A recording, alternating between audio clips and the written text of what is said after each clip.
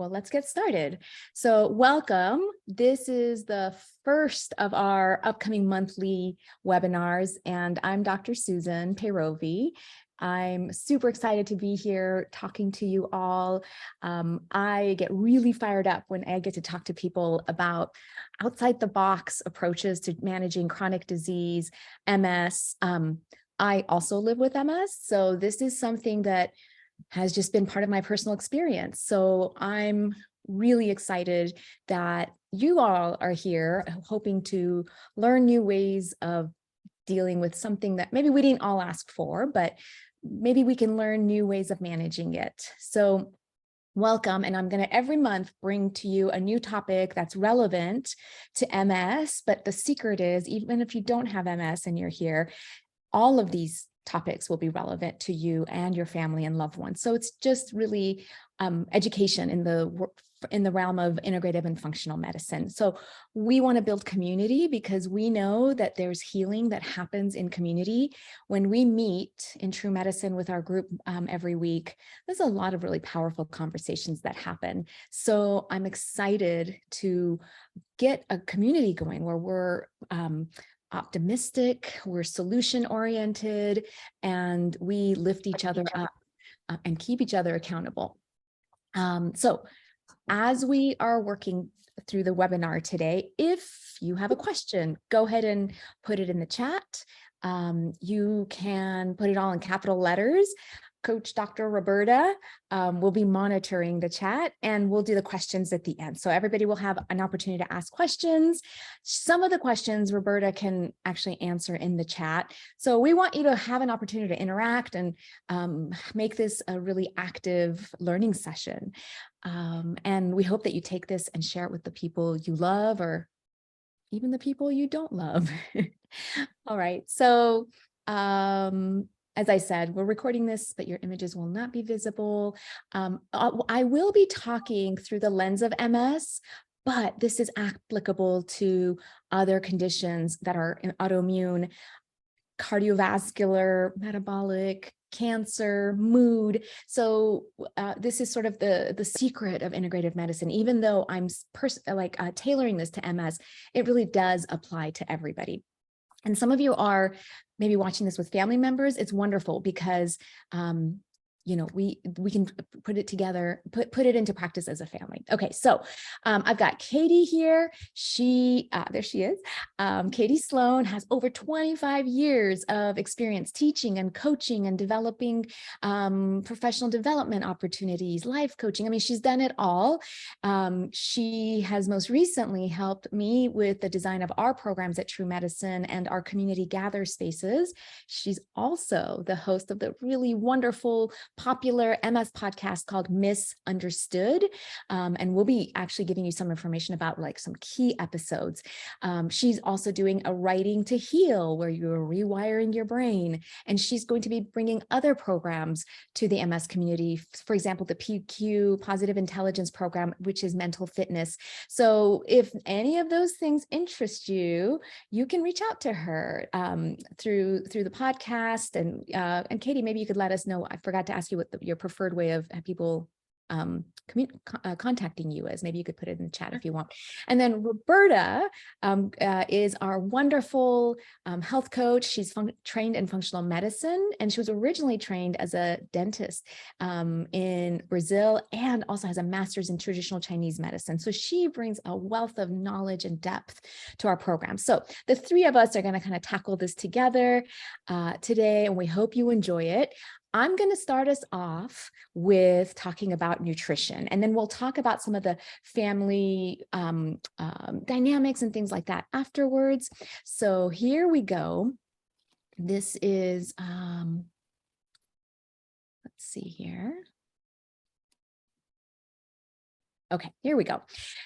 So we're talking about managing food, family, and expectations. And the holidays can bring us a lot of challenges when it's hard to stick to our healthy diets and our healthy routines. So we're going to talk about some of those things. How do we enjoy family without getting caught up in drama? Like, how do we stay in the positive and really enjoy the best parts of togetherness? And finally, how do we deal with holiday expectations and social isolation. Given all that's happened with COVID, this is something that's really top of mind for a lot of us. So we want to have a conversation about all of these. And here is probably the number one question I get all the time in my clinical practice at Stanford. So what's the best diet for MS? Here it is in one slide. It is a whole foods, plant-based diet, which means you're eating unprocessed, unpackaged foods, and at least 80% of the food on your plate comes from plants. And plants aren't just fruits and vegetables, they are nuts and seeds, beans, legumes, whole grains, herbs, spices. So there's a lot of foods there to choose from, and you don't have to become a vegetarian. We just want you to limit your animal products to less than 20%. Okay. And other tips are go for color, every color of the rainbow every day. Eat a lot of different ingredients. You don't have to eat a lot of them, but just a lot of variety. We want you to pick foods that are low in sugar. We want you to support your microbiome with prebiotic fibers found widely in plant-based foods, as well as probiotics. These are fermented foods that support the gut and the microbiome. And finally, picking organic and non-GMO to the extent possible. So this is where we're going to operate on. And if you don't have MS and you're watching this, this goes for you too. This actually goes for everybody. And there was recently a study last month that came out that said the Mediterranean diet, the more you can engage with it and the more you adhere to it, the less objective disability that was measured by the researchers, and also patient-reported outcomes with anxiety, depression, and fatigue were less.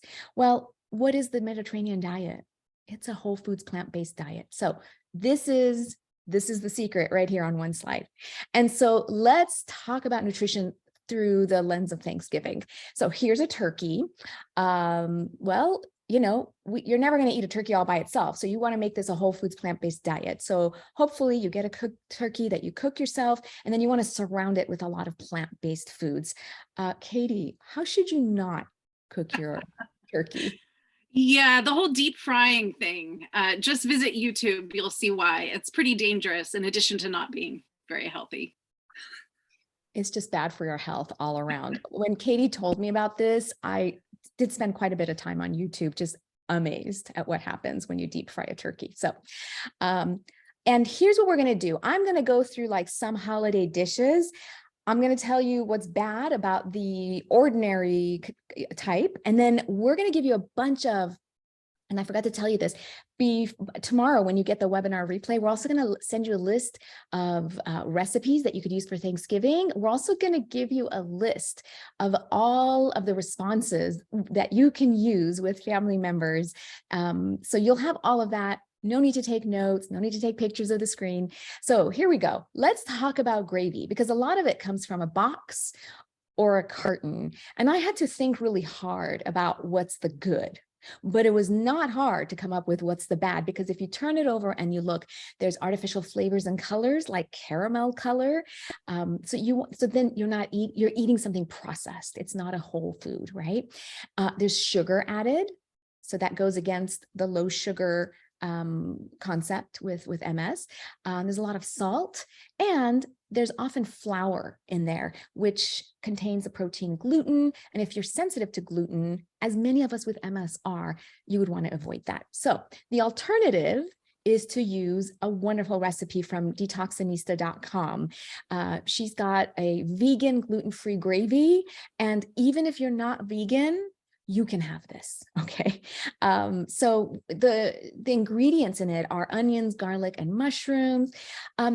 I had to like really think hard to bring up what's not so good. And I thought, well, let me pick on tamari sauce, which is basically gluten-free soy sauce. And it's not bad and it's not unhealthy unless you're sensitive to soy, right? So I was like digging really deep to come up with something that I could pick on for this recipe. But anyways, this is a wonderful, healthy recipe made from scratch. All of the recipes on this website are easy, healthy, and pretty tasty. So I highly recommend you check her out. But we're going to give you a nice little booklet of all of our favorite recipes for the holidays. Let's talk about the green bean casserole. What do you like about this, Katie? I like the green beans, but my family has never prepared it this way. But I hear it's lovely. Yeah. So if you want to do it the ordinary way, sure, you put in green beans. Hopefully you're using fresh green beans, but I know you can get them in cans too, which again would be a processed food. Ideally, you're getting it fresh. Frozen's okay if fresh is not available. They flash freeze them, it retains most of its nutrients. But here's the bad, those delicious but crunchy fried onions, that it's not just onions, they put a bunch of other things in it. So that's processed. And then there's cream of mushroom soup that comes from a can, and you dump that in. Again, ideally, if we can avoid canned foods, it's better because those cans are lined with various things, BPA, et cetera. So if we can avoid it, better. And there's a lot of salt in those canned soups anyways. So the detoxinista version is that you could use fresh or frozen green beans, and then you add in garlic and onion, which are prebiotic fibers. And why that's important is because they feed the good bugs in your gut microbiome. That might actually even be more important than getting probiotics from a supplement or from food, because prebiotic fibers keep the good microbiome alive. And her recipe has rosemary and herbs. And then just for the crunch on top, you could use nuts, right? This is a great swap. It's easy and it tastes good. Oh, and then I had to pick on something in this recipe. So she used canned white beans. So if you wanted to, you could actually get your own dry white beans and just do them that way. Okay, so then let's pick on mashed potatoes, the good. I just wrote down potatoes because I wasn't sure, but potatoes aren't great other than the fact that, they are a vegetable, but they are starchy and they have a high glycemic load. Here's what you got to know about that. Every food, that you can, eat, you can Google it and ask, what is its glycemic load? This is a number assigned to a serving of food, and it reflects how much it bumps up your blood sugar. And the scale goes from about 1 to 20, and you want to stay under 10, which means less spikes in blood sugar. Anything over 15 or 20 is high. I think the glycemic load of potatoes is about 17. So I wouldn't really call it the good. So it could raise your blood sugar, but there's a little bit of fiber, so there's not much fiber in there. These mashed potato recipes that may come from a box or other processed product, sometimes you have to add dairy to it. So if you're sensitive, that might be a problem. But dairy in and of itself is not terrible if you're choosing a high quality dairy product. But if you are sensitive, and many of us with MS and autoimmunity are, that's a problem. Also, if it's coming from a box, it's usually got additives and preservatives. So we have a nice swap for you. Mashed cauliflower. This tastes good. Instead of potatoes, you're using cauliflower, which has more fiber in it. It's also a cruciferous vegetable, so it's nutrient dense. And then you add in herbs. This is low carb and keto for people who are watching their carbs. So this is a great swap. And then what do you think of this lovely picture? I really enjoy the rings on it from the inside of the can. So I had to put up this awful picture because this is a processed product, comes in a can. There's often sugar and high fructose corn syrup added, and it's full of preservatives. I mean, the good is there's some cranberries in there. And anytime you have these colorful fruits and vegetables, there's phytonutrient molecules in there, and they help improve our health. You don't need phytonutrients to stay alive, but they sure do optimize health. So for that reason, I'd say use real cranberries, and then you could limit how much sugar you put in it, right? And also, you don't have to eat a ton of this. You just put a little bit on the side of your turkey. And so here's the nice swap with fresh cranberries. And then anytime you can add cinnamon and herbs, these are natural medicines that are anti-inflammatory, they're antioxidants. Ginger is so good just for your gut health, kind of makes everything move. And, so if you have constipation, ginger is a wonderful thing. It also helps reflux. The not so good is that you do have to add a little bit of sugar, because I don't think any of us can eat straight cranberries. So you can limit how much sugar you put. And I like that maple syrup is an option because it's one of the less problematic sweeteners. So it's, and you could dial in how much you want to do. What about this, Katie? What do you think? Can we have dessert or is it all over? Absolutely. No, absolutely. We can have dessert, but you have some really, really great ideas. And then I also just want to encourage people to be creative. I love pumpkin pie, but my favorite part's the filling. And so often I'll just create the filling, put it in a fancy little cup and serve it with like a ginger cookie. And you're getting all the taste and texture, but not a lot of the extra sugar, butter, flour, and whatnot. Great. Yeah, that's a great solution. And I think, yes, you can have dessert. I think if you can make it yourself, you know exactly what went into it. So it's much healthier. You could limit the size. You don't have to eat 2 pieces of cake or pie. How about just 1 or 2, spoons just to kind of make your brain happy. And just, if you're baking, there's so many ways to use healthier ingredients. So on Detoxinista, she has a lot of baked goods and she'll use almond flour, which is basically just ground up almonds. So lots of options out there. Okay, let's move on to our next part. This is the managing family. And we thought it would be really fun to kind of talk about some of the scenarios that come up. And we wanted to help you problem solve up front, because this is what we do at True Medicine. We help each other brainstorm and make plans ahead of time to avoid sticky situations. Okay, so Katie, one of the things we wanted to talk about was, what do we do when other people don't understand MS, right? Yes. How do we go about that?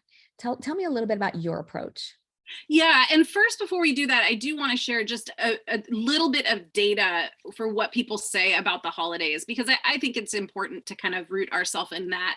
And conservatively, 62% of us describe holiday stress as very elevated or somewhat elevated, with only 10% of people reporting no stress, no additional stress for the holidays. So often people do naturally feel a little more stressed this time of year. And the top stressors that people talk about are expectations of time, energy requirements, and finance management. So we want to address kind of all of those today, and we'll do that through the lens of MS.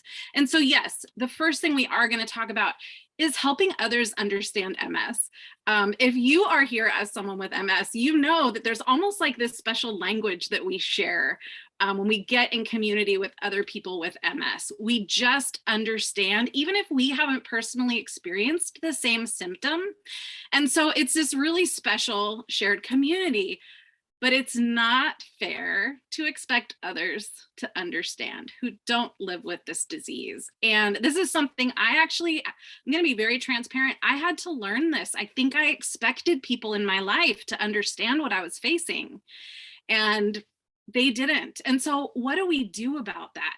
The first thing is, MS doesn't take the holidays off, no matter how much we want them to, right? And sometimes I think even just sharing that phrase with people can be really powerful. I wish my MS would take a day off, but it doesn't. So how do we get people to understand? Well, the first thing is really taking responsibility to be a self-advocate and to set ourselves up for success by sharing with people openly what we need to be successful. And once people know better, then they can do better. But if we don't ever tell them what we need, then it can get really, really tricky. And so what do we need to do? First of all, we have to be really, really clear about what we need to prevent feelings of resentment or disappointment. So the first step is reflection. What do we want most from someone if we're looking for help from them? And then reframe it rather than thinking about it in terms of a negative. He always goes to bed and doesn't help me with the dishes. If I say something like that, I'm not going to get a very good response, because the words we say, the way we say them, the body language, all communicate energy. And we really want to encourage people to help us with the things that matter to us most. So reframing and thinking about what we want and phrasing it in a way about how someone can help us is the best way to do that. So for example, with my example of you always go to bed before the dishes are done. Well, how about saying something like, I know I'm going to be really tired at the end of the night. Would you be willing to help me out with the dishes before we go to bed? I'm probably going to get a lot more pleasant and agreeable response there. So it really starts with helping people understand the challenges we face. Maybe it has something to do with washing dishes. A lot of us have that impact, right? So what do we need to ask for help most? And how are we having those conversations early to set us up for success? And so tell me a little bit about what you think we can do to set ourselves up for success. I love that you talked about like reframing how we ask for things. That's really powerful because words are powerful. But tell me about some other things that we can do to make sure things go off, the right way. Yeah. So, first of all, just really informing people of what it's like to live with a particular symptom. Everyone with MS, unfortunately, it manifests uniquely in each of us. And so that's why it's so important that we're able to articulate our needs.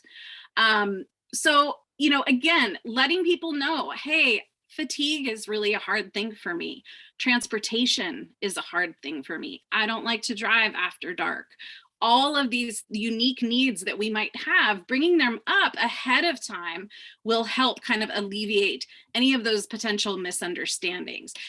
And sometimes for us, we may find that it's difficult to articulate what we're feeling. So there are other resources out there available, and we wanted to be sure to mention those for you today. There's a Misunderstood episode about the holidays that you can actually listen to with someone or share it with someone to have them listen to it. There's also a wonderful poet in our community, Robert Gillette. His book is called Beneath the Tracksuit. And in this book of poetry about MS, he's actually helping people outside of our community understand what it's like. And so a lot of us are starting to use his poetry to share with others so that they can better understand. Because really, that understanding is how we get to a place of compassion.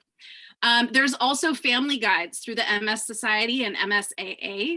So there's a lot of resources out there to help us communicate. And those resources are actually on the True Medicine website under MS resources. So definitely check that out. And then tomorrow when we send out the email, we're going to give you a list of Katie's wonderful episodes of her podcast that support a lot of what we're talking about today. And, something I just want to reflect on, you were saying we can talk to people about what it's like to live with fatigue or low mood or anxiety or pain. And, a lot of these things are invisible. And people might look at you and say, you look fine to me.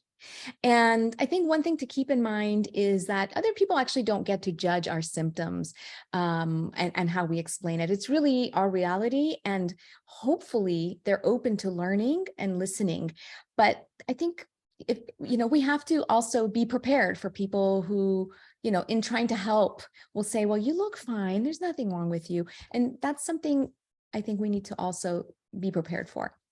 So, but one thing I do want to address, Katie, is, when somebody asks you to do something and you don't want to do it, or you can't do it, and you're like, this is just one more thing that I'm not up for. How do we deal with those scenarios? Because I think if we tune into our bodies, even though our brains want to say yes, our bodies can definitely feel the no. So this could be anything like accepting an invitation to go to somebody's house for the holidays. How do we deal with, turning down a request in a way that feels okay to us? I'm so glad that you brought this up because this is something that is really hard for a lot of us. It was certainly really, really hard for me. And it's frankly a skill I'm still learning. And I think it is so hard to learn if we're not conditioned to really speak up. But with MS, it's no longer an option. Maybe before we were diagnosed, it wasn't so bad, but now we really have to take responsibility for our health and well-being. We have to listen to that somatic messaging system. Those messages are going off in our body to tell us something. And usually I've found that it's to alert me that something isn't right or healthy for me. And so, the first thing is paying attention to those messages that we're feeling in our bodies. And then actually voicing our no. Now, no is a complete sentence, as you said, but it can be so difficult for us to say that, especially since so many of us in this community are natural givers and helpers. And we have the tendency to sometimes prioritize other people's needs and wants above our own. And, we learn with this disease that self-care is a requirement, not a luxury. And so if we don't want to accept the invitation, we can say no. We really have the permission to say no. It's easier to say no if we also say yes to something. So here's the thing. You could say to someone, seeing you as a priority. Can we FaceTime, Zoom, or meet up another day, or stop by earlier in the day, or plan a future holiday instead? Like, saying no doesn't have to be complete no. So I think pairing your no with a yes that works for you is a nice option for those of us who have a hard time saying no. Yeah, for me, it's like a happy medium where like I can feel good about it and not like keep thinking about, wow, I really let this person down, right? So let's say you do accept the invitation and you're going to go to a gathering and it might be a little bit overwhelming. How can you set yourself up for success in that scenario? Yeah, again, what the research suggests to us is, again, that communication is so important ahead of time. So we might have dietary needs, needs for rest. We may have accessibility concerns. We may need support for traveling. We may also have temperature concerns. A lot of us have these different sensory challenges. And so letting people know, because again, a lot of these things are invisible. So letting them know ahead of time, and then also, us taking some responsibility for that, bringing layers so that we can be comfortable and maintain a comfortable temperature. We can also, if we're worried and we make requests for dietary needs, but they aren't met, or we're worried they might not be met, then we can have a healthy snack earlier, something like nuts that will stay with us so that it will help us eat less during the main meal, but we'll still be able to participate with everyone. We can also think about, how are we conserving energy? Are we scheduling rest before and after? Are we traveling outside of peak times? There's so many different things, and for each of us, it's going to be unique. So therein lies the challenge, is that we each have to do this thinking and processing to find what matters most to us. And, there's something called the spoons theory, and people who have been in the chronic disease community probably know about this, but it's a way of managing your energy. So at the beginning of the day, you may think about how many spoons you have to use throughout that day. And every time you do a chore or a task, that's one spoon. So it's a way to pace yourself, to avoid fatigue and overdoing it, so that you can enjoy the things that you want to enjoy and really use your energy for that, and then rest as you need to. So, Katie, I love when we always talk about, setting ourselves up for success. It's really about having agency and feeling that we can advocate for ourselves. And it's actually our responsibility to prioritize our health, right? It's not our partner's job or our parents' job or kids. It's not our doctor's job. It's really just up to us. And we can put our expectations of what we need out there in a way that's well received. So I think using words is in the right way is really helpful. So, I want to take you through some scenarios. Ready? Mm-hmm. We're going to talk about you're at Thanksgiving dinner, and then you come across your opposite. So this could be your political opposite, spiritual, religious opposite, lifestyle opposite. Like, it's just the person who's just not going to see things eye to eye with you. How do we respond gracefully to someone like this, where it's not confrontational, but we're also not engaging in the conversation that doesn't feel comfortable? And, and this could be like that pushy person who's, asking you too many questions, what's next in your life. But, usually there's a gap in perspective, and you're just not meeting in the middle. So, and you can't find that common ground. So what do you think about that? It's all about boundaries. And this has been a huge area of personal learning for me over the years. And if you're not used to standing up for yourself, or, if someone is really pushing you, you tend to give in. it's okay to change that. It's hard. People get used to these patterns of behavior, but it can be done. So we are going to talk about specific boundaries and specific things that we can say that are non-threatening and that diffuse emotion in conversation. And you are going to get all of this printed out. So this will be kind of a nice little script, if you will, for you to address, to take and address to your own situations accordingly. Because we each deal with different circumstances and personalities. But definitely, I think like dealing with your opposite is really, really difficult. There are some specific things that we can say that will diffuse this. So I hear what you're saying. Notice I didn't say I agreed, but I hear what you're saying. Let's talk about something else. You could also just change the topic, especially if someone drops what I call a trauma bomb on the conversation, just something that nobody wants to talk about and you don't know what to say. Oh gosh, I'm sure you'd like to talk about something happier. What else is new in your world? And I also want to say it's okay to have a note card. This is legit a note card that I had with some statements to help me in a situation where I felt like I needed to have some things on hand. So there's no judgment, like write down what you need to be prepared. There's also some, yeah, you know what? There's no shame. I also put it on my phone sometimes in the notes section. Yeah, it's good to have those. It's hard to think of them in the moment, but if you've written it down, you've thought about it, it's much more likely to surface when needed. A while back, you taught me about the gray rock technique. I love this one because it's hard to do, but it can be done. Tell us how that goes. It is really hard to do, but it is highly effective. And basically what the gray rock technique is you kind of just make yourself into a gray rock. You're kind of boring, non-committal. You say things like, I understand. Okay. And what happens over time is people will lose interest in that conversation and naturally move on to someone who will give them more of what they're looking for.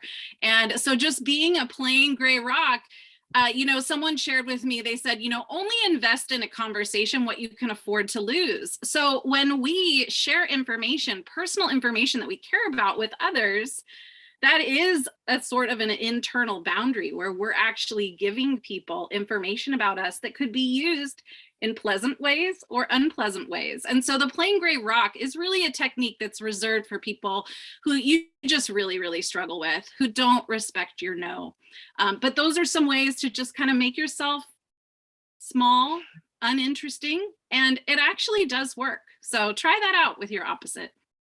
Love that. And I have to say, sometimes during the course of a conversation, I can just feel like if it's politics or religion, like I can just feel the emotions just coming up and I just need to get out of there. And that's Absolutely. okay too.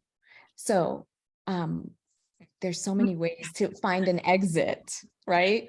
Yes, my favorite, because it's a basic universal human need, is a bio break. Say you need to use the restroom. No one needs to know if you really do. It's okay. It's a great place to take a few deep breaths. If you need to recalibrate and, or you need to visit your card. Oh yeah, what do I need to say in that moment to end this conversation? The bathroom is just a great place to go without judgment to just recalibrate. You can also offer to walk people's dogs or watch or entertain or play a game with the kids.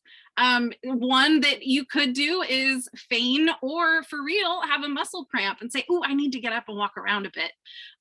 For me, I can't sit for very long without that happening. So that's a legit excuse that I use.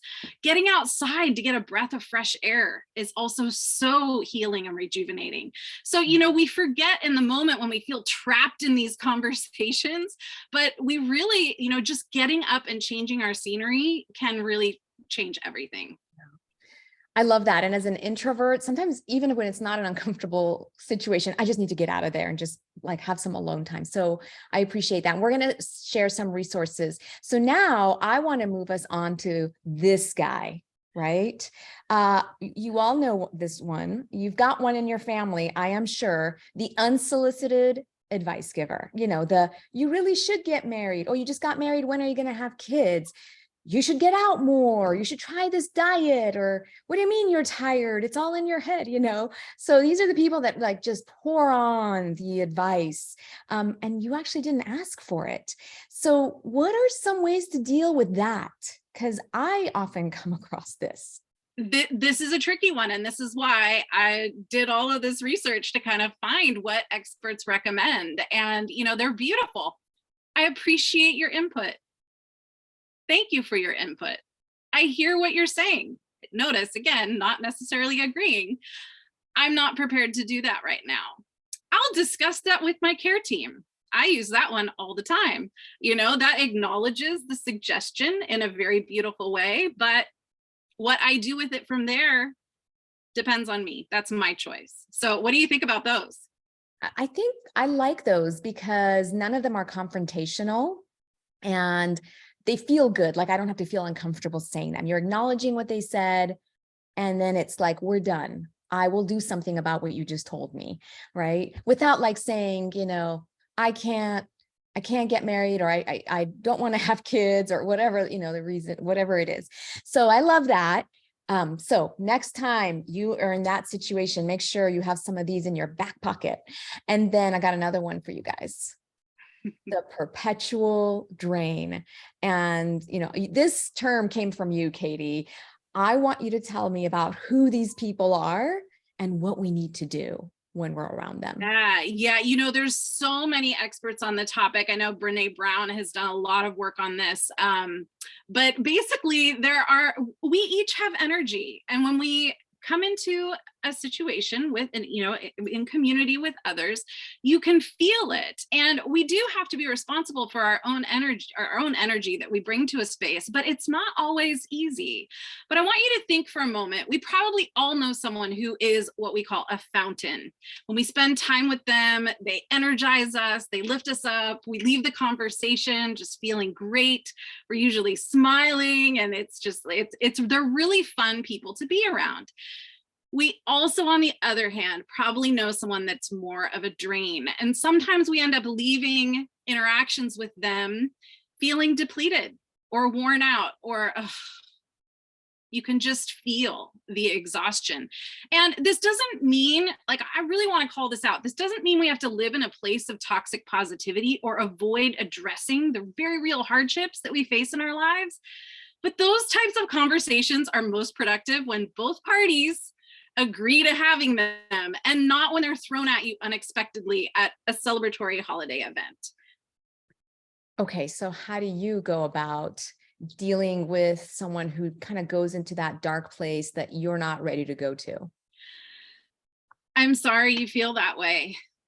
I'm really sorry you experienced that. I'm sorry to hear that. Compassion is a nice way to meet someone who's in a dark place. Did anything good come out of the situation? Oftentimes, we're able to see that hardships can transmute almost into a gift. It's just really important to be thinking about maybe something good came out of it. It's also okay to say, I'd rather not discuss this now. And if they push at that point, that's when you use one of the other exit strategies to just remove yourself. Yeah, and we've put our favorite responses here, but if you go into the document you're going to get tomorrow, you'll get some other ones that are slightly more spicy. So they're kind of fun to read through. And then you pick the ones that feel most comfortable to you. Yes. So, okay, I've got another one. This is for someone who engages in conversation that feels disrespectful, makes you uncomfortable. This could be someone who tells inappropriate jokes, says something racist, or something just unkind about somebody else behind their back. And here's something that's hard for me is, somebody tells a racist joke and everybody laughs, and you don't laugh maybe, but you also didn't speak up, right? So this is a hard one for me to figure out, like, how do I not just sort of acquiesce and, stay silent? Because I feel like that's almost as bad as laughing along, So how do you deal with inappropriate conversations? I'm so glad that you mentioned silence, because it is a tool that they recommend, but you're right that sometimes it also inadvertently signals that we might agree. And so it is really important, I think, this day and age, that we do address these inappropriate comments, whether they be racist, ableist, or otherwise derogatory in nature. And so, simple statements like, this conversation makes me uncomfortable, or that joke makes me uncomfortable. Can we aim to be respectful in our conversation? As far as I'm concerned, this topic is off the table. There's also this really beautiful thing that is, I want to hear more about you, which experts recommend as magic words to kind of shift the focus back to the other person. So don't forget about that. It's a helpful tool. Yeah. And anytime you can ask people about themselves, that's sort of like a confidence boost to them anyways. And so it doesn't feel like a negative transition. So I like that a lot. And then I wanted to ask you about something you had said about Buddhism's 3 gates approach when you're about to prepare a response that's going to come out of your mouth. Like, what is that all about? I love this principle. It is so simple and so powerful. Really, it is, before you speak, let your words pass through 3 gates. Is it true? Is it necessary? And is it kind? And, this is, when I first learned about this, I started applying that to my social media usage. I stopped commenting about politics. I stopped commenting about a lot of things because I just thought, it may be true, it may even be kind, but is it necessary? And so sometimes by choosing not to say something ourselves, we actually impact how the conversation moves forward. So I think it's a great way to kind of just gauge what we're saying. And also you can use it to gauge what other people are saying too. And you can even call it out and say, are you sure that that's true? Is that necessary? Is that kind? So I love that real simple little framework. Yeah, it's a great filter and just a wise way to choose what you say. So I want to move on to holiday expectations, because I always get really excited about the holidays. And when the holidays are done, I always kind of just feel a little bit let down. I don't know why, but I think it has something to do with what the holidays are supposed to be. And my family doesn't often look like this. I've tried getting people to wear matching pajamas, but I'm the only one excited about it. I cannot get the family together to do pictures. And sometimes our dinner looks like that on the left, but not always, right? So some people love the holidays through and through. Other people like me, I think, get excited and then feel let down. And then there are people who just kind of don't like the holidays. They dread the holidays. And that could also be because of how they grew up, or maybe they've lost a loved one. Like, there are so many people who have lost, a family member to COVID. So the holidays are especially hard. Very much so. And, that's our situation this year. It will be our first Thanksgiving without my mother-in-law. So we're intentionally planning to do some really special things that we don't normally do on Thanksgiving, just to kind of honor her and celebrate her in a different way. So absolutely. Thank you for calling that out. Yeah. And so how can we deal with that, not being able to meet the expectation of the holidays? Like, how can we make this work for us so that it could be a time of year that we can enjoy? For sure. I love quick phrases that help reframe the way I think about things. And my favorite quote here is compare and despair. And that's really what happens with social media. I mean, look at these pictures. Like Susan is saying, is this realistic? Maybe for some people it is, and wow, more power to you. But it's not always the case. And does it need to be that way? This is what we have to think about: decorations, time constraints, happy faces, gift giving, elaborate cards that people send. You got to think about your budget too. We feel very overextended to meet the expectations of the holidays, and it can create financial trouble too. So, lots of people were talking about the holidays being stressful from a financial standpoint. It's why we spend so much money to try to create an experience like these pictures. But Is that what's most important? And maybe it is for some people, and there's no judgment on that, but how can we intentionally design our holidays so that they work for us? Yeah, some of the best tips I read were really embrace the F word of flexibility, right? Like starting new traditions that work better for you and your family in whatever chapter of life you're currently in. Just because we've always done something a certain way doesn't mean we always need to keep doing it the same way. And so they recommend we really start with introspection. And again, just like our MS manifests uniquely, what we value about the holidays is unique as well. And so we need to really ask ourselves, what about the holidays are truly important for you? And from that, we decide what we prioritize to do and how we do it. And we really choose what matters most to us. So let's see here. Gifts, partying, eating, travel, like what are the things, Dr. Susan, that mean the most to you and your family? Yeah, for us, gifts are not that important. But for me, it is really important to be together and to have quality time. And I think I can do a better job of designing for that this year, right? Putting the devices away, intentionally sitting down, playing board games and doing things with the kids that they love, even if I don't love it, it doesn't matter, right? It matters to our kids. So Yeah. intentionally building the type of holiday that you want. Yeah, and And for us, Thanksgiving in our family is truly about gratitude. And so we use gratitude practices as a big part of our celebration. And I want to mention that too, because gratitude practices are a great way to flip the energy in a room or to change a conversation too. So it's such an easy topic. What are you most grateful for this year? To kind of get people focused on what matters most. yeah, and we've had large family gatherings during Thanksgiving. And what I ended up doing was I had everybody beforehand write to me one or two or three things that they were grateful for, whether it was a person, a memory, or something. And then I typed them onto slides and I let it just sort of scroll through. And it was really amazing. I forgot that I never told my uncle, thank you for housing us for 6 months when we came to the US. That was one of the fondest memories I have after we arrived to this strange new place.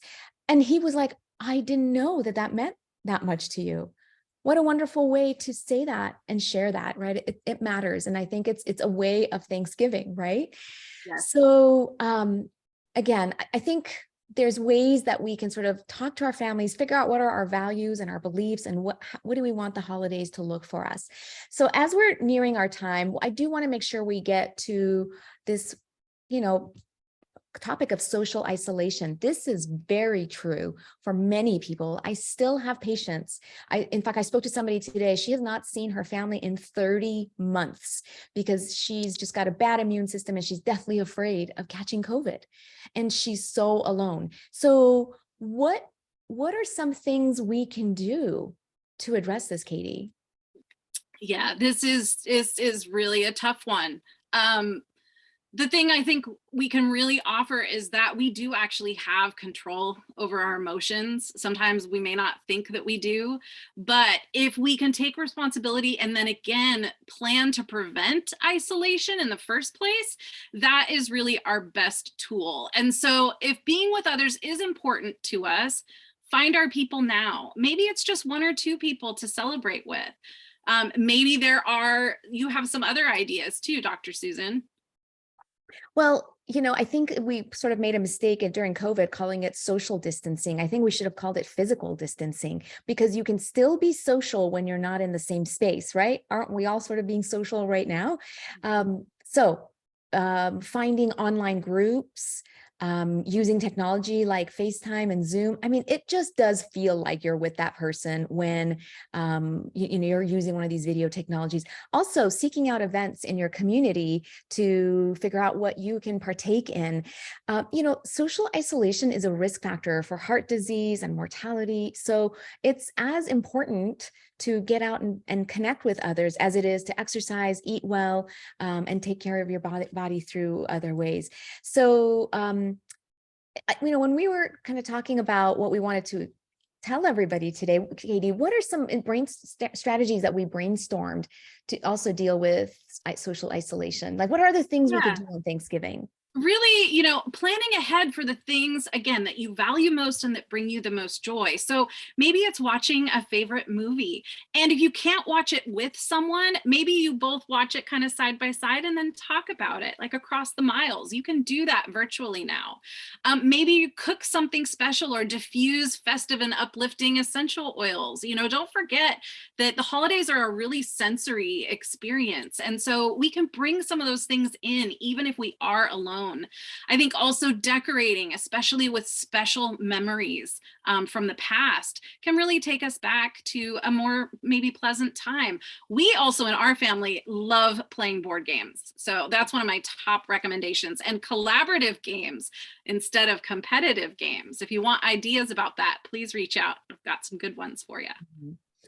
Yeah, and we can write letters. I mean, isn't it wonderful when you get like a handwritten letter? Like, it just makes you feel special. And you can do that for people that you love. Calling an old friend. There's lots of opportunities to volunteer, actually, because you can actually put effort into helping others. And, there is something called the helper's high that's good for your immune system. And then we talked about gratitude practices. So every day you pick 3 things that you're grateful for. You can keep adding on to that, or you could pick one thing and go deep and write about it. So we're going to also give you some additional resources. Make sure you look at the very last thing, because there are some kindergartners that are ready to give you a pep talk. I know that might not make any sense to you right now, but check out the handout. You'll know what I'm talking about. Okay.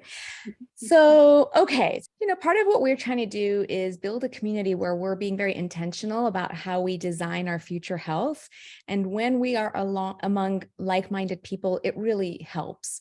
So if this sounds interesting to you and you think that this is going to put your health on the right path, join us on social media. I put out a lot of free content. Roberta and I are doing all kinds of stuff on Instagram and Facebook. We have a private Facebook group called, Roberta, help me, Live Well with MS. Living Well with MS. Yes. Yeah. So, sign up for that if you use Facebook.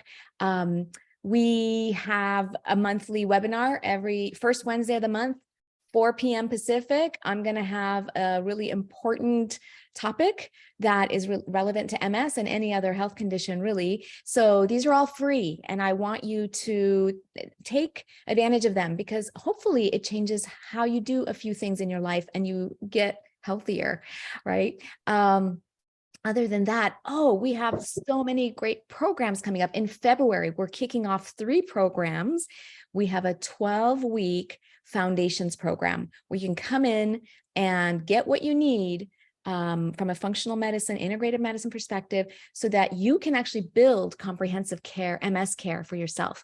You do what you do with your neurologist, and then you add in all of the complementary therapies as well. It's a powerful way to address MS. We're also going to do, again, our 12-day detox challenge, which is really fun. Dr. Coach Roberta manages that one. So it's just 12 days, and it's a wonderful way to use food to support detox, and you'll feel great by the end of it.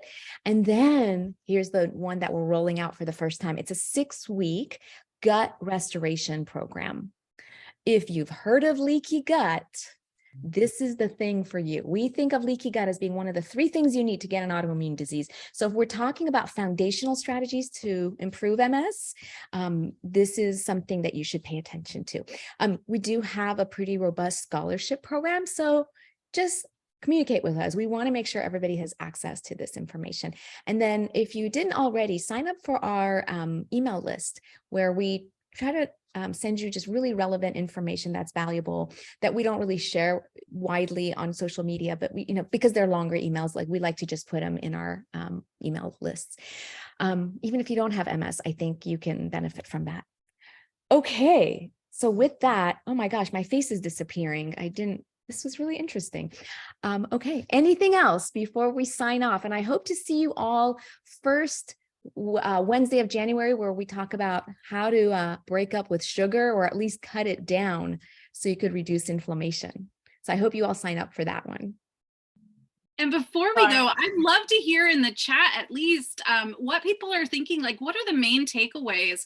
Were there like phrases that you heard that you thought, oh my gosh, I can say that? Or were there recipes that really, really excited you? What are kind of those top things that you're leaving this space with, just as feedback for us to know what is most helpful?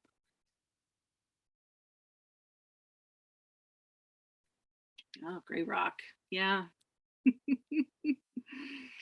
And if you have further questions about any of these things, please feel free to reach out, especially if there were any of the things I was talking about. You're going to get a list of misunderstood podcast episodes. There's, I think, like 7 or 8 of them that are very relevant to what we spoke about today. But also, I did put my email in the chat. I always welcome outreach. I'm always looking for guests for the podcast too, and people in the MS community that I can highlight. So I definitely welcome your outreach. I'll put my email in the chat one more time. Yeah, Katie's got a lot of wonderful resources, so make sure you listen to the podcast and lots of support groups. So we just want to make sure everybody has what they need to get in the driver's seat of their health. So with that, I will say thank you for being here. We hope to see you again, and we look forward to doing more of these in the future.